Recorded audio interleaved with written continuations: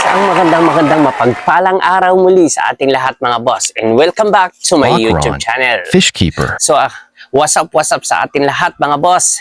At magbibigay lang tayo muli ng update sa ating mga alagang mga isda at dito sa ating farm.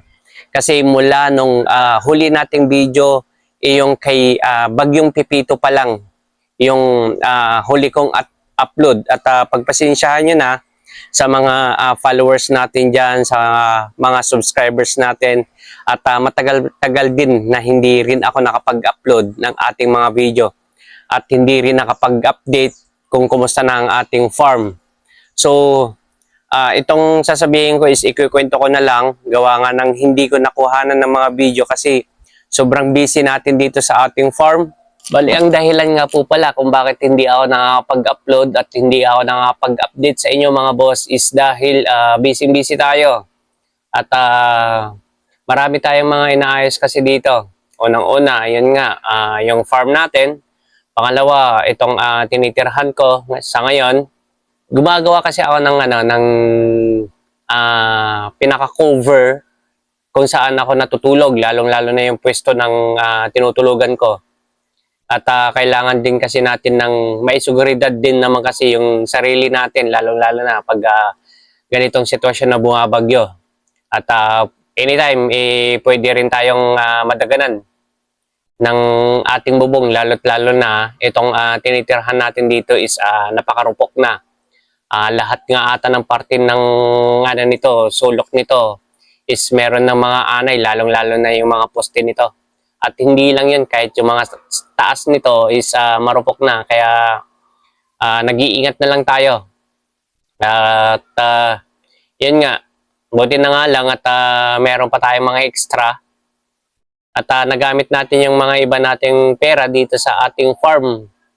So, yun nga, ipinambili natin ng materyales. Lalong-lalo na yung mga plywood sa tabla na ginamit natin. Is hinirap ko muna yung budget natin dito sa ating farm. At so far naman is nagawa ko naman at natapos din. So kaninang umaga, paggising ko, nagulat na lang ako at ang dami-daming mga ibon dito sa ating farm. At buti na lang is naagapan ko pa. Kasi nagising ako sa sobrang ingay ng mga ibon. At nung binuksan ko yung bintana natin, nakita natin na marami palang mga ibon na nandito at nakaabang sa mga alaga nating mga isda. At buti na lang at naagapan nga natin at may mga natira pa. So ipapakita ko sa inyo mamaya kung ano yung nangyari. Kaya mga boss, ano pa inaantay natin? Tara, umpisahan na natin to. So ayan mga boss, kung nakikita nyo, ito yung ibon na nakita natin. At pasayaw-sayaw lang to at hindi mapakalit kasi inaabangan niya. Ayan, kung nakikita nyo, lumipad siya at tinignan niya kung may madadagit din siyang isda. Kasi bawat lumulutang na isda, nakakatuka siya. So busog na busog tong mga ibon na to. At hindi lang yan, marami tong ibon na to. Nagulat lang sila nung binuksan ko yung bintana kasi nga yung ingay nga nila. Ayan, yan yung pa isa nakabantay din sa container tab natin. At nag-aabang din yan ng lulutang na isda. Pag may lumutang, automatic na yan, matuto ka na yan. What? So ang ginawa ko na lang dito is naglagay na lang ako dito ng fishnet screen para nang sa ganun hindi sila matuka lahat at hindi rin maubos. So ayan mga boss, sa mga gusto pong mag-avail ng ating mga aquarium, available po tayo dito. Bali, ipapakita ko sa inyo yung mga sizes ng ating mga aquarium tank na available dito sa ating backyard ornamental fish farm. Bali, nandito na rin po yung mga isda. Dito tayo nagbe-breed. Kaya sa mga gusto pong bumili ng ating mga aquarium, meron na rin po dito mga isda. Available po tayo dito mga boss. So ayan, ipapakita ko lang muna yung mga isda natin. Meron tayo dyang tetra, mga glow tetra. Iba't ibang klase ng glow tetra. Meron din tayo ditong red tiger barb. Tapos green tiger barb, angelfish, meron din tayong high feed ng red swordtail, at meron din tayong mga strain ng mga goldfish natin dito. Meron tayong Oranda goldfish, meron tayong Japanese koi, at meron din tayong mga short body short tail na Oranda at long tail na Oranda. So ayan, meron din tayong mga available din tayo dito sa ating mga Vita fish. At meron din tayo ditong flower horn. Ayan, mga guppies natin meron din tayo dito, at meron din tayo ditong pidert. Ayan, ang ganda-ganda ng pidert natin. Ayan yung pidert natin. Tapos yung mga Oranda natin, nandito yung iba. Ayan, meron din tayong rancho. So nandito yung mga rancho natin. Ayan. So ganito pala yung setup natin sa mga viewing tank natin. Andyan. Bali dito sa part na to, meron tayo ditong mga Tiger Oscar.